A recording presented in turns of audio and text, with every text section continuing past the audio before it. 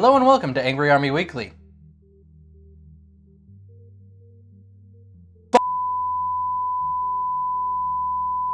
On to the news. BLIZZCON happened the past weekend, and nothing major happened, but we did get a lot of small bits of news. In Overwatch, we got the reveal of the character Sombra, which was first teased, followed by a really annoying ARG that most, if not all of us, just wanted to fucking end so we could play the goddamn character already. And it seems like she's an offensive character and absolutely adorable. Side note, one of her abilities is to hack other players, shutting down their abilities. This includes the sprint on Soldier 76. She literally activates Grandpa's arthritis. That's amazing. Overwatch is also getting a new arcade mode in which you'll have 1v1, 3v3, random hero 6v6, and no holds barred 6v6. With this change also comes a change to quick play, in which the 6v6 mode will now no longer allow more than one hero of each type on each team. Thank Blizzard also announced that they were doing an overhaul to the play of the game feature. No estimated date or even a projection, but it's coming. Someday. Ooh, you guys remember Diablo 1? I remember. Yeah? Well, you're getting it again. Well, not in the way you think.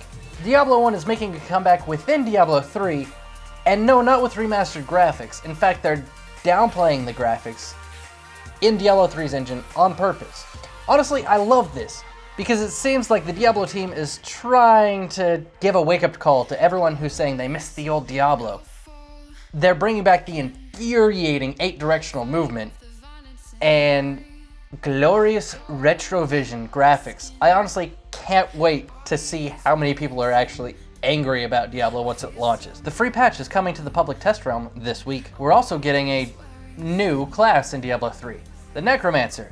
It will be a part of a paid DLC package releasing sometime in 2017 for the price of, we're not ready to announce that just yet. In Heroes of the Storm, we're getting 2 new playable heroes. Well, heroes is a stretch, seeing as one of the 2 is a fucking raid boss. Moving on from gaming's supposed savior to the other side of Activision, gamers who bought Infinite Warfare on the Windows 10 store were shocked to find out that they were unable to play with those who purchased it on Steam.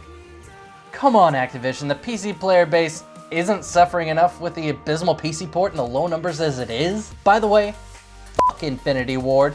I don't know if they have a part to play here, but they do have a part to play in the atrocious PC version. So that shows they don't give a fuck anyways. What did EA fuck up this week? This week, EA fucked up by making me realize that I wasted $60 on a game that I can now access for free.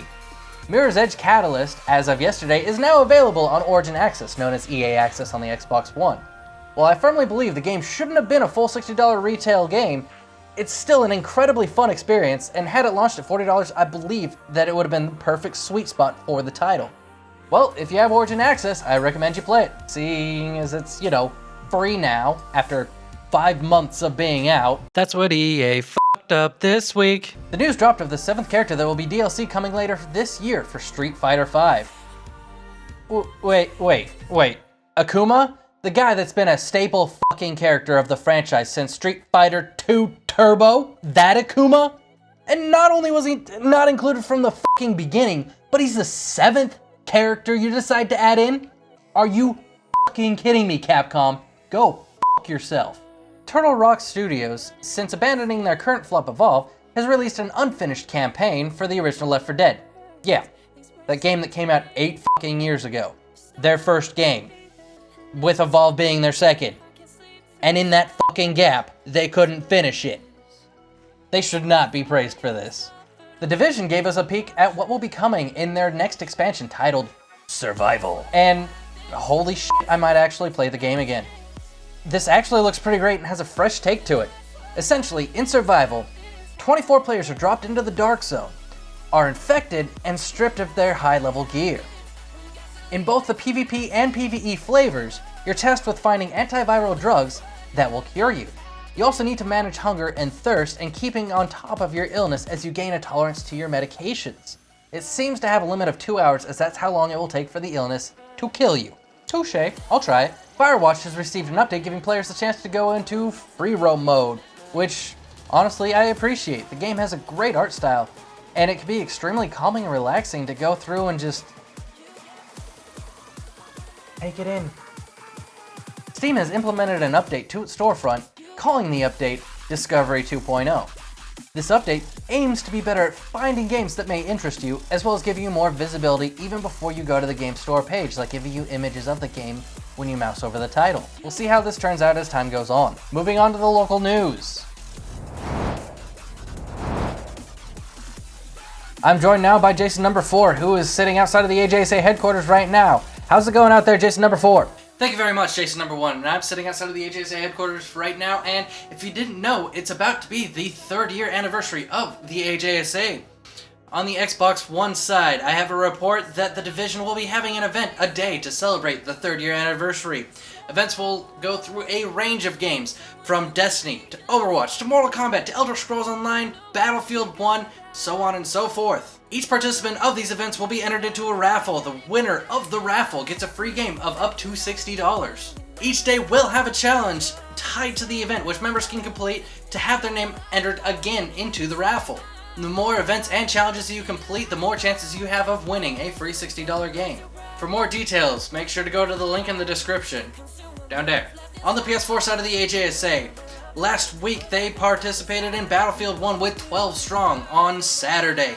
Last week they announced their giveaway to celebrate the AJSA 3rd year anniversary, and this weekend for game nights they are continuing their celebration with Prominence Poker. More details also in the description. And on the PC side of the AJSA, the Expeditionary Force, which is the group of people who go through from game to game, month to month, are revisiting some of the past games that we have done in prior months. This Saturday, they are going into Team Fortress 2. More info also in the description. The AJSA is 3 years strong, and many more to come. Back to you, Jayson number 1. Thank you for that report, Jayson number 4. Well, that's all the time we have for this week. If you'd like more news and less of my shitty opinions, another AJSA commander, Legolas Katarn, does a weekly roundup of not only news, but thought pieces, trailers, and so on and so forth. And you can find the link to the most recent article down in the description. If you have any comments, questions, or stories, you can reach me on my Twitter, @Jaysons Rage. And until next time, you all stay sexy out there.